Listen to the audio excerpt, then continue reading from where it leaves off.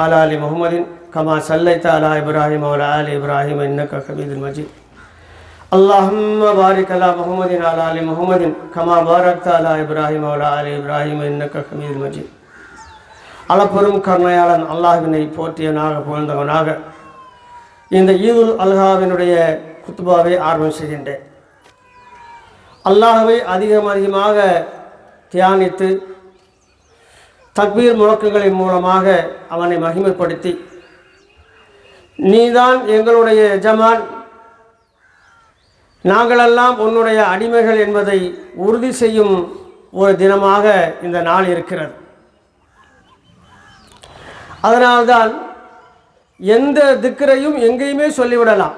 ஆனால் தல்ஃபியாவை ஹாஜிகள் அந்த பிறை 8 இன்று பிறை 10 அவர்கள் உலுகியா கொடுக்கும் வரை, இஹ்ராமை களையும் வரை உள்ள அந்த தல்ஃபியா வேறு எங்குமே யாராலும் கூற முடியாது. அது அந்த இடத்துக்கு மாத்திரம் பிரத்யேகமாக கொடுக்கப்பட்டது.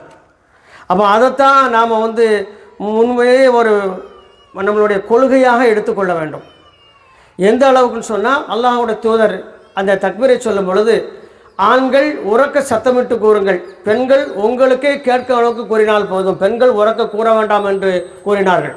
அதன் அடிப்படையில் அல்லாஹ்வின் தூதரும் அல்லாஹ்வின் தூதரை தொடர்ந்து அனைவருமாக தல்பியா சொல்லுவர்களாக கரம் ஷரீஃபை விட்டும் தங்களுடைய வீட்டில் இருந்தும் தங்களுடைய மீகாத் எல்கைகளில் இருந்தும் புறப்பட்டு மினாவை நோக்கி செல்வார்கள். பிற 8 லப்பைக் அல்லாஹும்ம லப்பைக் லப்பைக் லா ஷரீக லக் லப்பைக் இன்னல் ஹம்த வன் நிஅமத லகவல் முல்க் லா ஷரீக லக். இதுதான் அந்த ஒட்டுமொத்த மக்களும் சொல்லக்கூடிய வார்த்தை. இந்த லப்பைக் என்பது என்றால் இதோ வந்துவிட்டேன் என்று பொருள். நமக்கெல்லாம் தெரிஞ்சவங்க நிறைய பேர் இருப்பீங்க.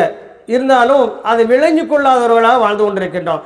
வந்துவிட்டேன்னு சொன்னால் இந்தியாவிலிருந்து ஹஜ்ஜுக்கு வந்துட்டேன்னு அர்த்தம் இல்லை, என் வீட்டிலேருந்து மினாவுக்கு வந்துட்டேன்னு அர்த்தம் இல்லை, எஜிப்திலிருந்து நான் வந்துட்டேன்னு அர்த்தம் இல்லை. லப்பைக் என்று சொன்னால் இந்த துனியாவினுடைய அத்தனை ஒட்டுமொத்த உறவுகளையும் செல்வங்களையும் எனது எல்லா நடைமுறைகளை விட்டுவிட்டு உனது முன்னிலையில் தலைவிரி கோலமாக ஈருடை அணிந்து நான் நிற்கின்ற நிறைவா, உனக்கு எந்த இணையும் துணையும் இல்லை என்று அல்லாஹ் மகிமை கொடுத்தக்கூடிய அந்த சொல்லுதான் லப்பைக் என்பது. அப்போ லப்பைக் என்று அல்லாஹ்விடம் அடிபணிந்து விட்டால் ஒரு மனிதன், அவனுக்கென்று எந்த விருப்பும் வெறுப்பும் இருக்கக்கூடாது. ஏன் இந்த மாதிரி ஒரு வாசகத்தை அமைச்சு கொடுத்தாங்க அப்படின்னு சொன்னால், இந்த வாசகம்தான் இப்ராஹிம் நபியினுடைய வாழ்க்கையினுடைய மொத்த வாழ்க்கையினுடைய கான்செப்ட். இப்போ அல்லாஹ் இப்ராஹிம் நபி சொல்லும்பொழுது அப்படி தான் சொல்லுதான். எப்படி சொல்லுதான்? இப்ராஹிமினுடைய நாம் என்ன செஞ்சோம், பல விஷயங்களை கொண்டு சோதித்தோம், அவர் அத்தனையில் வெற்றி பெற்றார் சொல்லிட்டு அதுக்கு என்ன காரணம் சொல்லுதான். இது காலலாக ரப்பு அஸ்லிம், அல்லாஹ் அவரிடத்தில் கட்டுப்படுகின்றார். அவர் கூறினார், கால அஸ்லம் துலி ரப்பில் ஆலமீன், அகில உலகுக்கு ரப்பாகிய உனக்கு நான் கட்டுப்பட்டேன். வேறு ஒன்றுமே சொல்லலை. இதை வார்த்தையில் சொல்லலை, வார்த்தையில் மட்டும் சொல்லலை, அவங்க செய்து காட்டினாங்க. அல்லாஹ் தான் வார்த்தையில் சொல்லி காட்டுறான். அல்லாஹ் தான் வார்த்தையில் சொல்லி காட்டுதான். நான் உனக்கு கட்டுப்பட்டேன்னு வார்த்தையில் சொல்லிட்டு இப்ராஹிம் நபி நம்மளை மாதிரி இருந்துடல. ஆனால் இப்ராஹிம் அலைஹிஸ்ஸலாம் அவங்கள்ட்ட ஈராக்கில் இருந்து மக்காவுக்கு புறப்பட சொன்னப்போ மனைவி அழைத்து கொண்டு சொல்கிறான், இந்த நேரத்தில் ஒன்று இணைந்தவர் முஸ்லீம் யாரும் இல்லை, ஏன்னா இந்த மார்க்கத்தை காப்பாற்ற வேண்டும். அல்லாஹ் நம்ம கட்டளை இருக்கின்றான், வா போவோம். எங்கே எவ்வளோ தூரம், எத்தனை நாள் போகிறோம், எதுவுமே கேட்கல மனைவி. அப்படியா போவோம், ரெடியாகவும் போவோம்ட்டாங்க. அதனால தான் அல்லாஹ் சொல்லுதான் அவங்கள பற்றி சொல்லும் பொழுது, கது கானத்தலக்கும் உஸ்வத்துன் ஹசனத்துன் ஃபி இப்ராஹீம வல்லதீன மாகும், உங்களுக்கு அழகிய முன்மாதிரி இருக்கிறது இப்ராஹிமிடமும் அவருடன் இருந்த அவர் குடும்பத்தாரிடமும். ஒட்டுமொத்த குடும்பம் அப்படித்தான் இருந்துச்சு. புறப்பட்டுன்னு சொன்னாங்க, புறப்பட்டாங்க, மக்காவுக்கு வந்தாங்க. மக்கா இப்போ லட்சக்கணக்கில் கூடுறாங்கள அந்த மக்கா இல்லை, தண்ணீரே அற்ற முட்புதர்களும் ஒட்டகங்கள் உண்ணக்கூடிய அந்த புல்செடிகள் நிறைந்த கற்கள் நிறைந்த புற்கள் பூர பழைக்காத ஒரு பாலைவனம் தான் அன்றைய நேரத்தில் இருந்துச்சு. ரோடு கிடையாது, எதுவுமே கிடையாது. இவங்க தான் முதல்ல போகிறாங்க. அல்லாஹ் அந்த இடத்துக்கு போக சொல்கிறான். அந்த இடத்த இனங்கண்டு அங்கே போகிறாங்க. மனைவியையும் கைக்குழந்தை இஸ்மாயில் அலைஹிஸ்ஸலாம் அவர்களை விட்டுட்டு, நீங்கள் இருங்க நான் போகிறேன்னாங்க. எங்களை எங்கே விட்டுட்டு போகிறீங்கன்னு கேட்குறாங்க ஹாஜரா அம்மையார். பதில் சொல்லலை.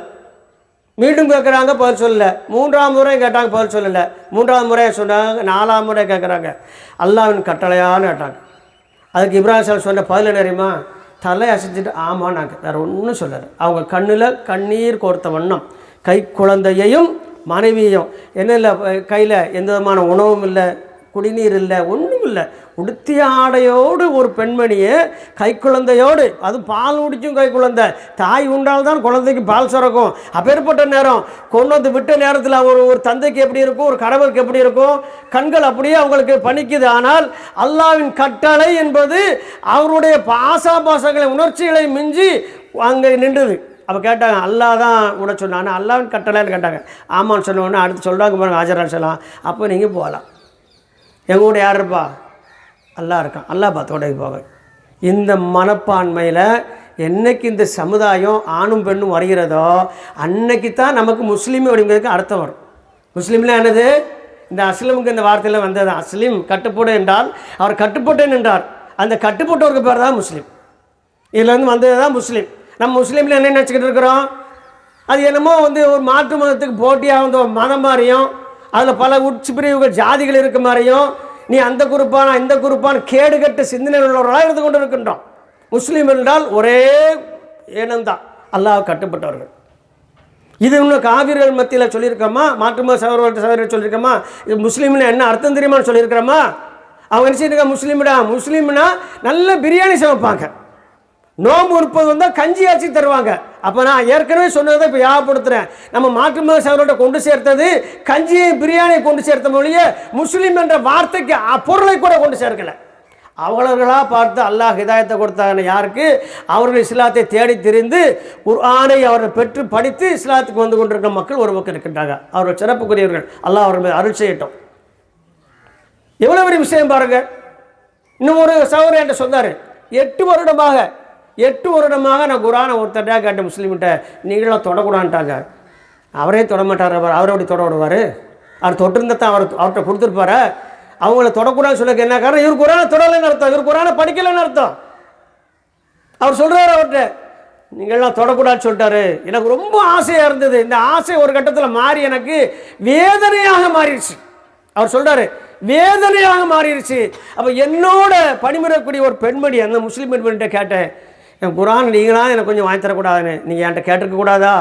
நான் படிக்கலாமா? என்னன்னு சொல்லிட்டீங்க, அது எல்லாருக்கும் சொந்தமானது, நமக்கு இஸ்லாம் தெரிஞ்சிருக்கு. உடனே மறுநாளே என்ன செஞ்சிருச்சு, கொண்டாந்து ஒரு குரானை கொடுத்துருச்சு. இப்போ அந்த நபர் இஸ்லாத்தில் மிகப்பெரிய அழைப்பாளராக இருக்கிறார். நம்ம எப்படி இருக்கிறோம்? உண்டு கொளுத்தவர்களாக, உடுத்தி கிழித்தவர்களாக தான் வாழ்ந்து கொண்டிருக்கின்றோம். மார்க்கத்தை எடுத்து செல்வர்களாக இல்லை. இஸ்லாத்தை தேடி அடைந்தவர், இந்த மார்க்கம் எனக்கு கிடைத்தது எல்லாருக்கும் கிடைக்க வேண்டும் என்று சொல்லிக் கொண்டிருக்கின்றார். நீ எல்லாம் வளைக்கிறீங்க. நீ யாரெல்லாம் அந்த தாவா ஃபீல்டில் இருந்து உறக்க கூறுகின்றார்கள் சத்தியத்தை, அவங்க சத்தியத்தை தேடி திருந்தவர்களாகத்தான் இருப்பார்கள். இயற்கையிலேயே முஸ்லீம் குடும்பத்தில் பிறந்தவராக இருந்தாலும் சரி, அல்லது அதற்கு வெளியிருந்து வந்தவராக இருந்தாலும் சரி, யார் மார்க்கத்தை எடுத்து சொல்கின்றாரோ அவர் தேடி திருந்தவர் என்ற அர்த்தம். அங்கேதான் இப்ராஹிம் நபி முன்மாதிரி. இப்ராஹிம் நபி என்ன செஞ்சாங்க? என் ரப்பு யார், என் ரப்பு யார் தேடல இருந்தாங்க. என் ரப்பு யார் என்பதில் தேடலாக இருந்தார்கள். அதே நேரத்தில் நீங்கள் வணங்கக்கூடிய உங்கள் கைகளால் படைக்கப்பட்டது, நீங்கள் அழைத்தாலும் கேட்காத, உங்களை பார்க்காத, நீங்கள் பிரார்த்தித்தால் செவிமடுக்காத ஒன்று, அது நிச்சயமாக இறைவனாக இருக்க முடியாது. இறைவன் படைக்கக்கூடியவன், படைக்கப்பட்டவன் அல்ல என்பதில் உறுதியாக இருந்தார்கள் இப்ராஹிம் அலைஹிஸ்ஸலாம். அல்லாஹ் அவர்களை தேர்ந்தெடுத்து கொண்டார். நான் சொல்ல இஸ்தஃபா, அவரை நான் செஞ்சேன், உயர்த்தினேன், தேர்ந்தெடுத்தேன், அவர் நிலைமை நான் ஒசத்தினேன், அவருக்கு பல கட்டளைகளை கொண்டு சோதித்தேன், எல்லாவற்றிலும் வெற்றி பெற்றார். அவர் மாத்திரமில்லை, அவர் குடும்பமும் வெற்றி பெற்றது என்று அல்லாஹ் ரப்பல் ஆலமீன் கூறுகின்றார். எவ்வளவு பெரிய விஷயம் இது! நீங்கள் நம்ம இப்ராஹிம் நபியை கொண்டாடுதோம் அப்படின்னு சொன்னால் அதுக்கு என்ன இருக்கணும்? இல்லை, நான் கேட்குறேன், என் தகப்பனே நான் பார்க்கல, கடைசி நேரத்தில் படுக்கையில் போட்டுட்டு அவரை எனக்கு எதிராக பிரார்த்திச்சுட்டு இறந்துதாருன்னு வச்சுக்கிடுவோமே, நான் பெருத்த பிள்ளை என்னை பார்க்கல அப்படின்னு. அவர் மரணித்த பிறகு அவரை நான் சொந்தம் கொண்டாமுன்னா என்னை போல ஒரு அயோக்கியம் உண்டா? என்னை போல ஒரு அக்கிரமக்காரன் உண்டா? என்னை போல ஒரு அநீதி செய்தவன் வேற யாரும் இருப்பாங்களா? இருக்க மாட்டாங்க. இது விளங்கும். ஆனால் இப்ராஹிம் நபி சொந்தம் கொண்டாடக்கூடிய நாம அவங்கள்ட்ட இருந்து எடுத்துக்கொண்டது என்ன? எதை நாம் அமல்படுத்தியிருக்கின்றோம்? சிந்திக்க வேண்டுமா இல்லையா? இன்னைக்கு நிலைமை எப்படி ஆச்சு பாருங்க. எந்த ரெண்டே ரெண்டு விஷயம் தான் இப்ராஹிம் நபிட்ட முன்மாதிரியாக இருக்க ரெண்டே ரெண்டு என்ன தெரியுமா? அல்லாஹ் ஒரு விஷயத்த சொல்லுவான் செய்யுங்கன்னு, அடுத்து அவங்க எப்படி செய்யணும், எங்கே செய்யணும், எவ்வளோ நேரம் செய்யணும், கிட்டத்தட்ட வானவர்கள் மலக்குமார் மாதிரி ஆகிட்டாங்க. எப்படி ஆகிட்டா? அல்லாஹ் சொன்னால் செய்யணும், சுன்னத்து பண்ணுங்க நாங்கள், கத்தனா பண்ணுங்க நாங்கள். அல்லாஹ் வந்து சொல்லுதான் இப்ராஹிம் நபிட்ட, இப்ராஹிமே நீங்கள் என்ன செய்யுங்க, நீங்கள் சுத்தனா வந்து உங்களோட நுனித்தொலை நீக்கி கத்தனா பண்ணுங்க நாங்கள்.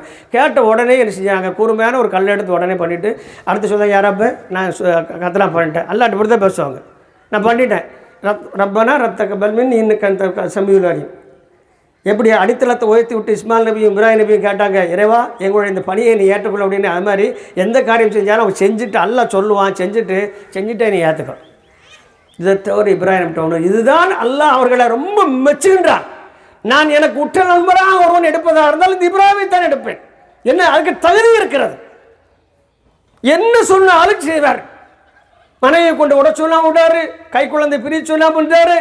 இந்த ஈராக் எங்கே இருக்குது, மக்கா அங்கே இருக்குது, அங்கே பயணம் செய்து வந்தார். எந்த வாகன வசதி கிடையாது, எந்த வேறு பிரத்யேக வசதியும் இல்லை, அல்லாஹ் வித்தவர் யாரும் துணை இல்லை என்ற நிலைமையிலே அத்தனையும் செய்து முடித்த இப்ராஹிம் அலைஹிஸ்ஸலாம் கொஞ்ச காலம் கழித்து வந்து அந்த இஸ்மாயில் அலைஹிஸ்ஸலாம் கொஞ்சம் வளர்ந்த பிறகு வந்து சொல்கிறாங்க, பாருங்கள் நான் ஒரு கனவு உண்டேன், அதில் ஒன்று அறுத்து பழியிற மாதிரி கனவு உண்டேன். இப்போ நம்மளாக இருந்தால் என்ன செய்வோம், அல்லாஹ் சொல்ல இருந்தால் வழியில் வேறு வழியாக சொல்லி கனவுலான்னு சொன்னான். நம்ம எப்படின்னா தவறு பண்ணுவதற்கும் சலுகைகள் பெறுவதற்கும் நம்ம தேடி தெரியக்கூடிய ஒரு டிஜிட்டல் கிரிமினல் எல்லாம் குற்றவாளிகள். எப்படி குற்றவாளிகள் தெரியுமா? தப்பிக்கிறதற்கு நம்ம காரணம் தேடிக்கிட்டே இருப்போம், தப்பிப்பதற்கு காரணம் தேடிக்கிட்டே இருப்போம். இப்போ உதாரணமாக அல்லாஹ்வுடைய சொல்லிட்டு நம்ம தொடர்ந்துடுறேன். அல்லாஹ்வுடைய தூர் சொன்னாங்க, ஈதுல் ஃபித்ராவை சூரியன் உதித்தல் இருந்து 2 ஈட்டி உயரம் வந்தவுடன் நீங்கள் என்ன செய்யுங்க, தக்பீர் கூறுவீராக தொழுதுருங்க என்று சொன்னாங்க. அதே நேரத்தில் ஈதுல் அல்ஹாவை நீங்கள் சூரியன் உதயமாகி சரியாக 1 ஈட்டி அளவில் அந்த சூரியன் நிற்கும் பொழுது ஈதுல் அல்ஹாவை நீங்கள் தொழுது விடுங்கள் என்று சொன்னாங்க. இப்போ இதை நாம் பின்பற்றணுமா இல்லை காபிர்கள் பின்பற்றணுமா? அந்த சொல்ல ரசூல் சொல்லாங்க சொன்ன கட்டளை இது யார் பின்பற்றணும்? நாம தானே. நீ சூரிய உதயம் 6 மணிக்கு கரெக்டாக நீங்கள் கரெக்டாக பார்த்துருக்கேன். 1 ஈட்டி அளவு வரும்பொழுது 6:15, 2 ஈட்டி 6:30 வந்துருச்சு, 6:45, 7, 7:15 கிட்டத்தட்ட இங்கே போயிடுச்சு. சிராக்கினுடைய நேரத்தை கடந்துருச்சு. இங்கே வந்து நம்ம என்ன செய்கிறோம், ஈதுல் அல்ஹான்னு சொல்லி தொழுகிறோமே, எப்படி இருக்கும்? சமையல் எல்லாமே நல்லா சமையல் தாங்க, சாப்பாடு எல்லாம் சாப்பாடு தான். உப்பு இல்லை, உரப்பு இல்லை, புளி அதிகம், காரம் அதிகம், வாயில் வச்சா கொமட்டுது, வாந்தி எடுக்க சாப்பிடுமா? அதுக்கு பேர் சாப்பாடு தான், அதுக்கு பேர் சாப்பாடு தான். சாப்பிட முடியுமா? முடியாது. அதுபோல தான் நம்மளுடைய அமல்கள்லாம் எப்படி இருக்குன்னு சொன்னால், எந்த சுவையும் இல்லாத, எந்த சத்தும் இல்லாத, உண்ணுவதற்கு தகுதியற்ற உணவுப் பொருளை போல அமல்கள் எல்லாம் இன்று இத்து போயிருக்கிறது. பார்க்க வாட்ஸ்அப்பை இது அழகா தொழுக 7:15 இங்கே மட்டும் இல்லை, நம்மளை பர்டிகுலராக சொல்லலை, நாமும் இருக்கோம் இல்லை. எல்லா பள்ளிகளையும் ஏகத்துவத்தம் முழக்கம் பண்ணக்கூடிய மிகப்பெரிய ஆட்கள் இருக்க இடத்துல பூரா 7:15 தொழுகிறப்பா. உங்களுக்கு இந்த அதிகாரத்தை யார் தந்தது? இந்த ஹதீஸை மாற்றுவதற்கு உங்களுக்கு இந்த அதிகாரத்தை யார் தந்தது? கேட்டா என்ன சொல்லும் தெரியுமா? எல்லாரும் வர வேண்டாமா? அப்ப எல்லாரும் வருவதற்கு சாத்தியப்படாத ஒன்றையோ அல்லாஹ் தூதர் செய்து காட்டினார்கள். உங்களுக்கு தொழுவதற்கு தான் சாத்தியம் இல்லை, ஜக்காத்து கொடுக்க சாத்தியம் இல்லை, சதக்கா பண்ண சாத்தியம் இல்லை, மார்க்கத்தை பின்பற்றுவதற்கு சாத்தியம் இல்லை, பிறருக்கு தர்மம் செய்வதற்கு உதவி செய்வதற்கு தங்களை மார்க்கத்திற்கு அர்ப்பணிவதற்கு சாத்தியம் இல்லை. நமக்கு சாத்தியம் இல்லைங்கிறது பார்க்கணுமா? இல்லை, அல்லாஹ்வின் தூதர் சாத்தியப்படுத்தி மிகப்பெரிய ஒரு கூட்டத்தை, லட்சத்துக்கு மேற்பட்ட சஹாபாக்களை உருவாக்கி குப்பனும் சுப்பனுமாக நாமெல்லாம் மண்ணுகளை வணங்கி கொண்டிருக்கலாம் என்று முஸ்லிம்களை ஆக்கியிருக்கின்றார்களே, இந்தியாவிற்கு இஸ்லாத்தை கொண்டு வந்தார்களே, அவர்கள் செய்த சாத்தியமா? சாத்தியம்னா மாணவிட்ட கூட இஸ்லாத்தை சொந்த சிலவர் சாத்தியம் இல்லைங்க.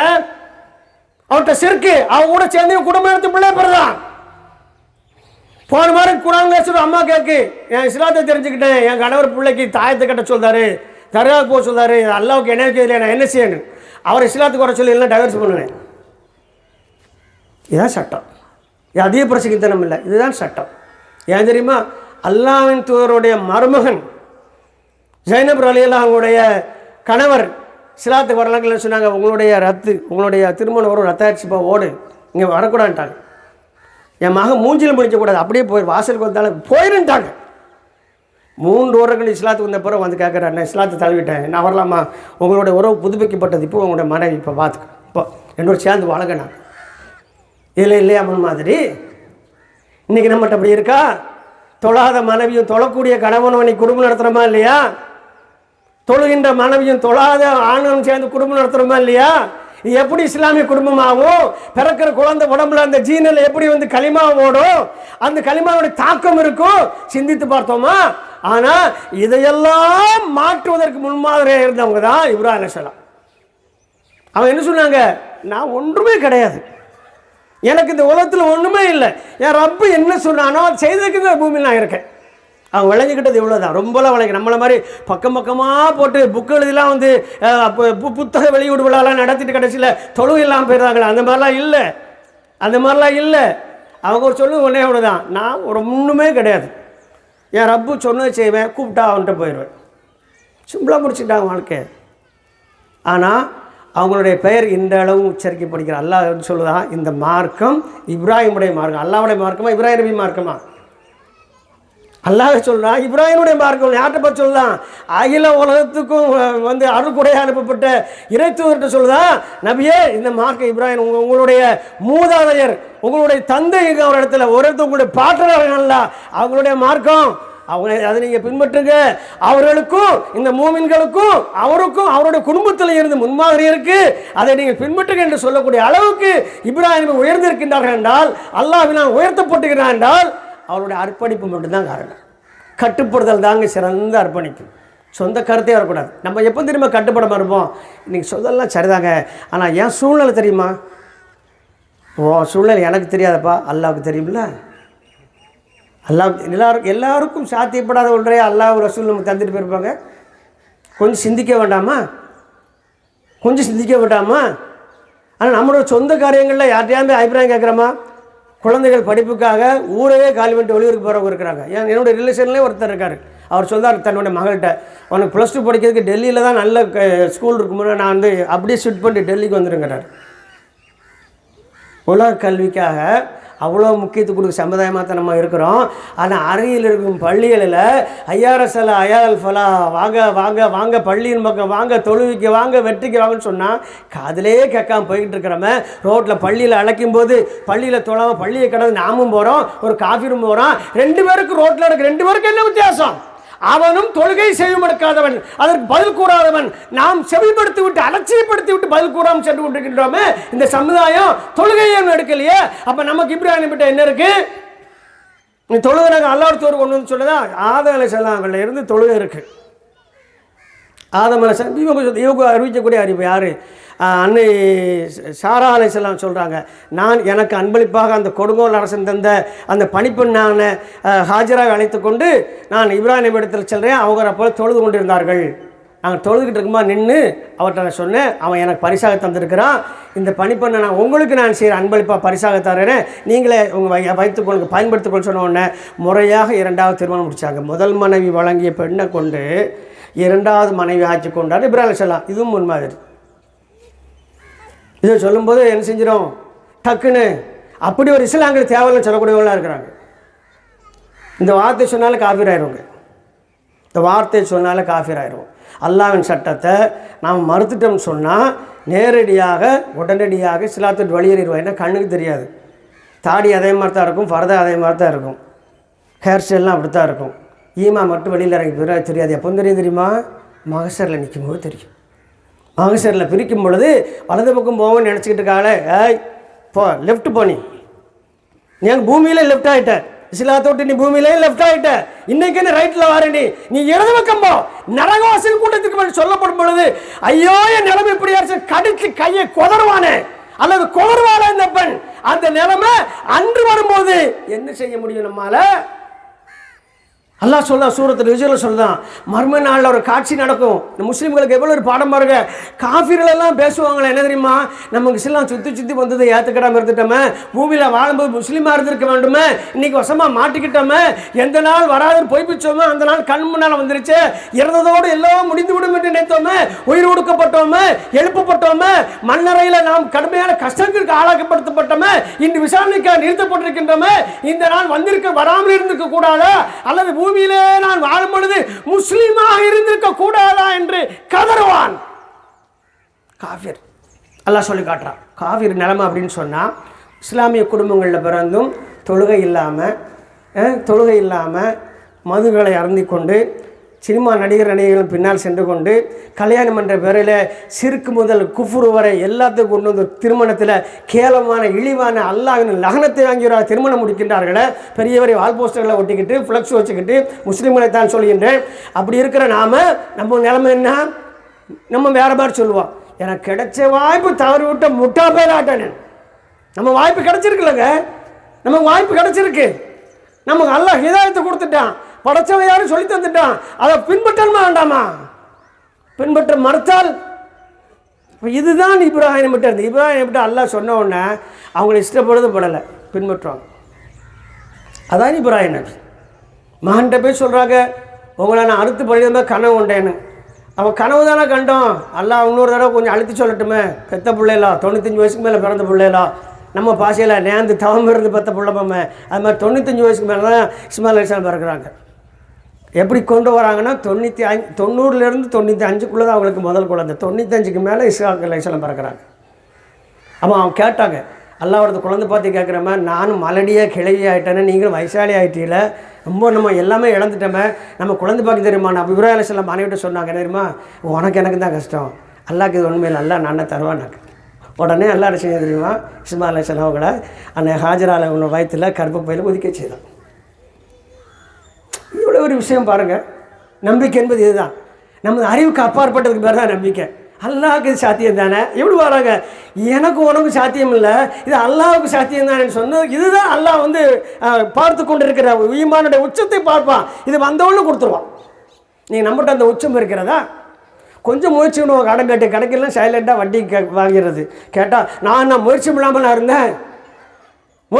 இருந்தேன், ஓ வாயில் விஷத்தை ஊற்றினா எப்படி முயற்சி பண்ணுவேன், நீ செத்துருவேன்னு சொல்லி கடைசி வரைக்கும் போராட மாட்டேன். அந்த போராட்டம் நீ கடன் கேட்பதில் வட்டிக்கு வாங்காமல் இருப்பதில் போராடினியா? அல்லாட்ட மறைக்க முடியுமா? பார்ப்பான், கேட்டு பார்ப்போம். இல்லைன்னா வேறு நிச்சயா இருக்கு ஃபைனான்ஸ்லாம் போவான். இவ்வளோதான். இதுக்கு பேர் முயற்சி இல்லை, இதுக்கு முயற்சி இல்லை, சாக்கு போக்கு, காரணம். இதை உறுதியில் சொல்ல பஹானாமாங்க, இது காரணம் இல்லை, சாக்கு போக்கு, நாடகம் என்பார்கள். அதைத்தான் நாம் பலர் செய்து கொண்டிருக்கின்றோம். ஆனால் இப்ராஹிம் அலைஹிஸ்ஸலாம் கனவுல கண்டதை போய் மறைக்காமல் தன் மகனை கூப்பிட்டு, என் அருமை மகனே, நான் ஒரு கனவு கொண்டேன். என்ன கனவு கொண்டீங்க? ஒன்று நான் குப்பரை கிடத்தி உனக்கு நான் அறுத்து அல்லாஹ்வுக்கு பலி கொடுக்கும் மாதிரி கனவு கொண்டேன்னு சொன்னோன்னே, மகனா பிள்ளைய வச்சுருக்கோம், இந்த கனவு தானே வாப்பா, இருக்கட்டுமே, அல்லாஹ் இன்னொருக்கா சொல்லட்டுமே, பார்த்துக்கணும். ஏன்னா சாவ போகிறது யாருக்கு? உயிர் யாருக்கு போவோம்? அவருக்கு. இஸ்மாயில் அலைஹிஸ்ஸலாம் அடுத்த வார்த்தை சொன்னால், அப்படியா கனவு கொண்டீங்க, ரைட்டு, இன்ஷா அல்லாஹ் நீங்கள் நேரமே படுத்துங்க, நான் பொறுமையாளர் இருப்பேன், இன்ஷா அல்லாஹ் நீ பார்ப்பீங்க. இதுதாங்க குடும்பம்.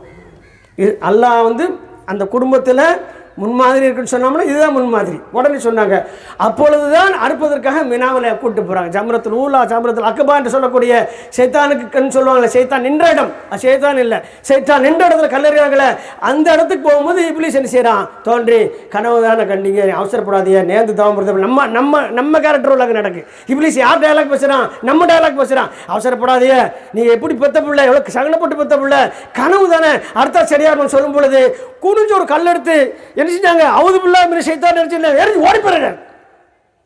சொன்னது யார்? ரப்பாக்கும். யார்கிட்ட பத்தி நீ சொல்றாங்க? மீண்டும் தோன்றனா 3 இடங்களில் கல்லை கொண்டு அடிச்சோன்னா முடிவு பண்ணா இவர்கிட்ட நம்மளுடைய பாச்சா பழிக்காது. இன்னும் ஒரு 5000 வருஷம் கழிச்சு ஒரு குரூப் வரும், பல பிரிவுகளா, பல கூட்டங்களா, அவங்கள்ட்ட வேலை செய்வோன்னு இன்னைக்கு நம்மகிட்ட வந்துருக்கான். என்ன சொன்னாலும் இப்படி சொன்னா கேட்போம், அல்லாஹ் சொன்னா சிந்திக்க கூட மாட்டோம், அதுக்கு தான் அந்த இடத்துல குப்பரை கடத்தினாங்க. அறுக்கிறதுக்கு கையில் கத்தி வச்சுருந்தாங்க. உமர் புல்லவர் என்ன செஞ்சார்? அவர் வாட்டுக்கு பொய் சொல்லி பாடம் வந்துடும். அறுக்கும்போது கத்தி அறுக்கவே இல்லை. அந்த கத்தியை கோபத்தில் வீசும்போது பக்கத்துக்கு பெரிய மலையில் பட்டு மலையே 2 பிளந்துச்சு. அப்போல்லாம் சம்பவமே நடக்கலை. குப்பரை கடத்தினாங்க, கையில் கத்தி வச்சுருந்தாங்க. அல்லாஹ் செஞ்சான், இப்ராஹிமே நீங்கள் நான் உங்களுக்கு சொன்ன கனவுல சொன்ன கட்டளையை நிறைவேற்றி விட்டீர்கள்ட்டாங்களா? அர்த்தத்தானங்க நிறைவேற்றுதலாகும். அல்லாஹ் என்ன செய்கிறான்? குப்பரை கடத்தினோடனே நிறைவேறிச்சுட்டான். அவர் தூங்க. அதுக்கு போல் என்ன செய்யுங்க, அங்கே பாருங்க, ஒரு செம்பரியாடு, 2 பெரிய கம்புகளுடைய நல்ல கொளுத்த ஒரு செம்பரியாடை இறக்குறான்ல, அதை அருங்க, சரியா போச்சு. அல்லாஹ்வே அதுக்கு செய்கிறான். அவருடைய பணியையும் ஏற்றுக்கொண்டு பரிகாரமும் சொல்லி இன்று வரை நாம் செய்கிறோம். ஆடுகளை பிடித்து அறுக்கக்கூடிய அந்த செயலை நினைவிட்டு கொண்டு தான் இருக்கின்றோம். நம்மள எத்தனை பேர் அறுக்கும்போது அதே மாதிரி உணர்வுடன் இருக்கின்றோம்? சொல்லு பாருங்க பார்ப்போம். அறுக்க உடனே அறுத்துக்கிட்டு இருக்கும்போதே செய்ய தெரியுமா? அவர் நிறையா பேருக்கு என்ன சொல்லி இருக்குன்னு தெரியாது, ரொம்ப வேதனை. பிஸ்மில்லாஹி அல்லாஹ்க்கு அப்புறம் சொல்லி நிறைய பேர் அன்னைக்கு ஒரு ஆள் எப்படி எடுத்துனுங்க, என்னங்க இதை கேட்குறியா, பிஸ்மில்லாஹ் ரஹ்மான் ரஹீம் அறுத்துட்டேன்னாரு. இந்த இடத்துல ஒரு சட்டத்தை சொல்லிடுது, எதற்கு எப்படி சொல்லணுமோ அப்படி தான் சொல்லணும். ஒது செய்யும் பொழுது அவுது பில்லாஹி மினஷ் ஷைத்தானிர் ரஜீம் பிஸ்மில்லா தான் சொல்லணும். அவுது பில்லாஹி மினஷ் ஷைத்தானிர் ரஜீம் பிஸ்மில்லாஹிர் ரஹ்மானிர் ரஹீம் சொல்லக்கூடாது. குர்ஆனை திறந்து ஓதும் பொழுது அவுது பில்லாஹி மினஷ் ஷைத்தானிர் ரஜீம் பிஸ்மில்லாஹிர் ரஹ்மானிர் ரஹீம் சொல்லணும், பிஸ்மில்லா மட்டும் சொல்லக்கூடாது. இது அல்லாஹ் ஒரு நுணுக்கமாக கற்றுத்தந்தது, அதை அப்படியே ஃபாலோ பண்ணணும். அப்போ அந்த ஆர்டருக்கு மேலே சொல்லணும், பிஸ்மில்லாஹி அல்லாஹ் அக்பர் என்று அறுத்துவிட்டு ரப்பனா தக்கபல் மின்னி இன்னக அன்த ஸமீஉத் துஆ, ரப்பனா தக்கபல் மின்னி இன்னக அன்த ஸமீஉல் அலீம் என்று அல்லாஹ்விடத்தில் இறைவா எங்களுடைய பிரார்த்தனையும் எங்களுடைய அமல்களையும் நீ ஏற்றுக்கொள்ளக்கூடியவனாகவும் செய்வனாக இருக்க அல்லாஹ்விடத்தில் பிரார்த்தனை செய்ய வேண்டுமே. நம்ம அறுத்து முடிச்சு ரத்தம் இருக்கும்போது எத்தனை கலம் தேரும், அந்த தொடை ஒரு அடி அடிச்சிருக்காங்க, எத்தனை கலம் தேரும். இப்படித்தாங்க இருக்கிறோம், இப்படித்தான் நம்ம இருக்கிறோம். என்ன நடந்துக்கிட்டு இருக்கு அந்த இடத்துல? எப்படி நிற்கணும்? அந்த இடத்துல அறுக்கும்போது எப்படி நிற்கணும்? எந்த உணர்வு இருக்கணும்? ஏன் இருக்கிறோம் என்று இருக்கணும். எத்தனை இதில் கறி இருக்குன்னு பார்க்கப்படாது. இப்படித்தான் நம்ம காரணம் என்ன தெரியுமில்ல? இன்னும் நம்ம ரத்த ஓட்டத்தில் ஈமானுடைய அந்த எண்ணங்கள் எல்லாம் சரியாக கலக்கலை. எல்லாருக்கும் ஓடுற ரத்தம் கொஞ்சம் வித்தியாசமாக ஓடுறது, அவ்வளோதான். ஆகையால் அன்புக்குரியவர்களே, இனி வரும் காலங்களில் நாம் அல்லாஹ்வை அஞ்சுகிறவர்களாக இருந்தால் அதற்கு முன்மாதிரியாக இப்ராஹிம் அலைஹிஸ்ஸலாம் அவர்கள் உடனடியாக நினைவு கொண்டாங்க. இன்றைக்கும் அல்லாஹ் ரப்புல் ஆலமீன் வட்டியை ஹராமாக்கி இருக்கிறான். நம்ம சமுதாயம் வட்டியில் மூழ்கி இருக்குதா இல்லையா? வட்டியில் மூழ்கி இருக்குதா இல்லையா? அங்கே ஒன்றும் இங்கே ஒன்றுமா குடித்து கொண்டிருந்த நீ சகோதரர்கள் இன்றைக்கி அதிகமான ஒரு மதுவுக்கு போயிட்டாங்க. நல்லா வழங்கிடுங்க. வேதனைக்குரிய செய்திகள். பெருநாள் உங்களையெல்லாம் சந்தோஷப்படுத்துறதுக்கு வேண்டாம், வேறு ஏதாவது ஒரு சப்ஜெக்ட் பட்ஜெட் போகணும்னா அல்லாஹ் ஞாபகம் சொல்லணும், அந்த இடம் அல்லாஹ் எனக்கு தந்திருக்கான். அப்போ நான் இதை சரியான செய்தியை நான் சொல்லலைன்னா அல்லாஹ்விட நானும் விசாரிக்கப்பட்டேன் உரையாற்றினதை பற்றி. அது தவிர இன்றைக்கி விபச்சாரம் ரொம்ப சாதாரணமாகிப்போச்சு. விபச்சாரம் ரொம்ப சாதாரணமாகிடுச்சு. நான் யாரும் உலகத்தை சொல்லலை, நம்ம சமுதாயத்தை சொல்கிறேன். ரொம்ப சாதாரணமாகிடுச்சு. வரக்கூடிய வழக்குகள் பிரச்சனைலாம் பார்க்கும்போது தெரியுது. கணவன் மரணிச்சிருந்தான், ஏம்மா நீ இப்படி இருக்காதம்மா, உனக்கு ஒன்று மறுமணம் புரிந்துகள், உனக்கு குழந்தைலாம் 2 புள்ள இருக்குது, அதெல்லாம் பார்க்கணும் உனக்கு, இல்லைன்னா தப்பாயின்னு சொல்லும்போது அந்த பெண் எனக்கு என் கணவனை மறக்க முடியலை, அவரை தவிர எனக்கு வாழ்க்கையில். இது இஸ்லாம் கிடையாது. அது இப்படி சொன்னதுனால அந்த பெண்ணு இஸ்லாமெல்லாம் இன்னொரு செயலை செய்யும். கொஞ்ச நாள் கழிச்சு அந்த பெண் ஒரு கேஸில் மட்டும் என்ன தெரியுமா, ஒரு ஆணுடன் தவறான தொடர்பு வைத்திருக்கிறது. உன் உடலும் உள்ளம் கேட்குமா சில விஷயம், அதுக்கு எப்படி கொடுப்ப? இப்படி தான் கொடுக்கணுமா? அல்லாஹ் அனுமதித்த நீ திருமணத்தை வேண்டாம் என்ற மறுமணத்தை மறுத்த, ஆனால் விபச்சாரத்தை எடுத்துக்கொண்டாயா? விபச்சாரத்துக்கு தண்டனை என்ன தெரியுமா? திருமணமானவங்களுக்கு விபச்சாரத்துக்கு தண்டனை என்ன தெரியுமா? கல்லால் என்ற ரத்து அவங்களை ஹத்து செய்து கொல்ல வேண்டும், கல்லறைந்து கொல்ல வேண்டும். நல்ல வேலை நம்ம காஃபிரோட ஆட்சியில் இருக்கோம். முஸ்லீம் ஆட்சியில் தான் நிறைய பேர் இன்றைக்கி என்ன செஞ்சுருவோம், கல்லுக்கு இரையாக இருப்போம். இல்லைன்னு சொன்னால் கல்யாணமாத வாலிபர் பலவர் சவுக்கடிகள் கசையடி வாங்கிய பின்புற சதைகள் எல்லாம் செதறி இருக்கும். நம்ம ஏனமோ உட்காந்துக்கிட்டு ஓட்டு போட்டு எலெக்ஷன் எடுத்து ரிசல்ட்டை பார்த்துக்கிட்டு நம்ம வாழ்க்கையை என்ன செய்கிறோம், ஓட்டுக்கு ஏமாற்றி கொண்டிருக்கிறோம். நம்மை நாம் ஏமாற்றி கொண்டிருக்கிறோம். அதனால் இஸ்லாமிய ஆட்சி இல்லாதனால நம்மளுடைய தவறுகள் எல்லாம் வெளிச்சத்துக்கு வரவில்லை ஆகியோர்களே. ஆனால் மறுமை நாளில் எல்லாமே வெளிச்சத்துக்கு வந்துடும். நம்ம அதை தான் பார்க்கணும்.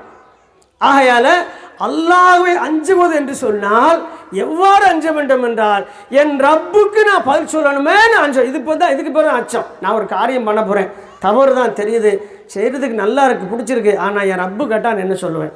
இப்படி சிந்திச்சு பேசிட்டான், தனக்கு தானே ஒரு கேள்வி கட்டுட்டா, அல்லாஹ் உடனே ஒரு பாதாத்திரம். இதுதான் அல்லாஹ் எதிர்பார்ப்பான். எல்லா வாய்ப்பையும் எடுத்து கொடுப்பான். யூசுப் அலைஹிஸ்ஸலாம் விஷயத்தில் என்ன செஞ்சான்ல, அழகான நாட்டின் அதாவது பட்டத்து ராணி விபச்சாரத்துக்கு அழைக்கும் பொழுது நீ அட்ஜஸ்ட் பண்ணி நான் என்ன செஞ்சிருவேன்னா உயர்ந்த அந்தஸ்தில் வச்சுருவேன், நீ தான் முடிச்சுடாத மன்னனுங்க லெவலுக்கு கொண்டு வரா. அப்போ அல்லாஹ் சொல்லிருமா, யூசுப் நம்ம அத்தாச்சியை கண்டிராவிட்டால் அவர் தவறு செய்திருப்பாரு. அந்த அத்தாச்சி என்னென்னா, என் ரப்புக்கு நான் பதில் சொல்லணுமோ தான் அத்தாச்சி. அந்த எண்ணம் ஓட்டம் அந்த நேரத்தில் வருது அவருக்கு. ஆஹா, நீ தப்பு கலைக்க, நீ சுகமாக இருக்கிறது கலைக்கலை, என்னை நரகத்தில் போகிறது கலைக்க, நான் இங்கே சுகமாக இருந்துடலாம், நரகத்துக்கு போவோம். உங்கள்கிட்ட நான் இந்த சுகத்தை அனுப்பிப்பதை விட எனக்கு என்ன மேலே சிறைச்சாலை மேலே சொல்லிட்டு செய்யாத தவறுக்காக குற்றமுற்றவர் என்று நிரூபிக்கப்பட்டதுக்கு அப்புறமும் யூசுப் அலைஹிஸ்ஸலாம் எங்கே போய் இருந்தாங்க? 8 வருஷம் ஜெயிலில் இருந்தாங்க. இவங்க யார்? யாக்கூப் நபியோட பேரன். யாக்கூப் நபி யார்? இஸ்ஹாக் நபியோட மகன். இஸ்ஹாக் அலைஹிஸ்ஸலாம் யார்? இப்ராஹிம் நபியோட மகன், 5வது தலைமுறை. அவங்க நேரடியான தலைமுறை. இஸ்மாயில் நபி, இஸ்ஹாக் நபி, யாக்கூப் நபி, அதுக்கடுத்து யூசுப் நபி. வரிசையாக வரும். அப்படி இந்த வரிசையில் வந்தவங்க. அதனால் என்ன செஞ்சாங்க அவங்க? இது தப்பு, நான் ஒத்துக்கிட மாட்டேன், நாங்கள் அதை பண்ணிட்டேன். அப்படி இருந்து இவர் என்னிடம் ஆள் வந்து மாட்டினோடனே இவர் என்னை தவறாக அழைத்தன்னு சொல்லும் பொழுது அதில் கொஞ்சம் வயர்ந்து முதிர்ந்த ஒருவரும் ஒரு சிறுமியும் சேர்ந்து சாட்சி சொல்லி இவங்க மேலே தப்பு இல்லைன்னு சொல்லி தப்பு இல்லை என்று நிரூபிக்கப்பட்டதுக்கு அப்புறமும் சிறைச்சாலை அனுப்பப்பட்டார். இன்றைக்கி நம்ம கொஞ்சம் சொந்த கேஸில் உள்ளே போனால் கூட அவங்களுக்கு சிறந்த பட்டம் கொடுத்துருவோம், சிறைவாசின்னு பட்டம் கொடுத்துருந்தோம். உண்டா இல்லையா? செய்யாத குற்றத்துக்கு என்ன செஞ்சாங்க? சிறை சென்றவர்கள் தான் யூசுப் அலைஹிஸ்ஸலாம் அவங்க. அப்போ நமக்கு நபிமாரோட வாழ்க்கையில் இப்ராஹிம் நபியோட குடும்பங்கள்லாம் இவங்கள்ட்ட பூரா நமக்கு ஒவ்வொருத்தட்டும் மிகப்பெரிய ஒவ்வொரு படிப்பினைகள் இருக்கிறது. இனிவரும் காலங்களில் ஆகும் இன்ஷா அல்லாஹ் நம்மை நாம் மாற்றிக்கொள்வதற்காக முழுமையான முறையில் முயற்சி செய்வோம். எல்லாம் அல்ல அல்லாஹ் ரப்புல் ஆலமீன் அந்த பாதையிலே தொடர்ந்து பயணிப்பதற்கு நம்மை அருட்சிவானாக. மேலும் வரும் காலங்களில் இதை விட ஃபித்னாக்கள் அதிகமாகும். அந்த ஃபித்னாக்களிலிருந்து நாமும் நமது சந்தைகளை காக்க வேண்டும் என்று சொன்னால் அல்லாஹ்வின் மார்க்கத்தை முறையாக பயின்று படித்து ஈமானிய வளர்ப்பிலே குழந்தைகளை வளர்ப்பதற்கான முழு முயற்சி எடுங்க.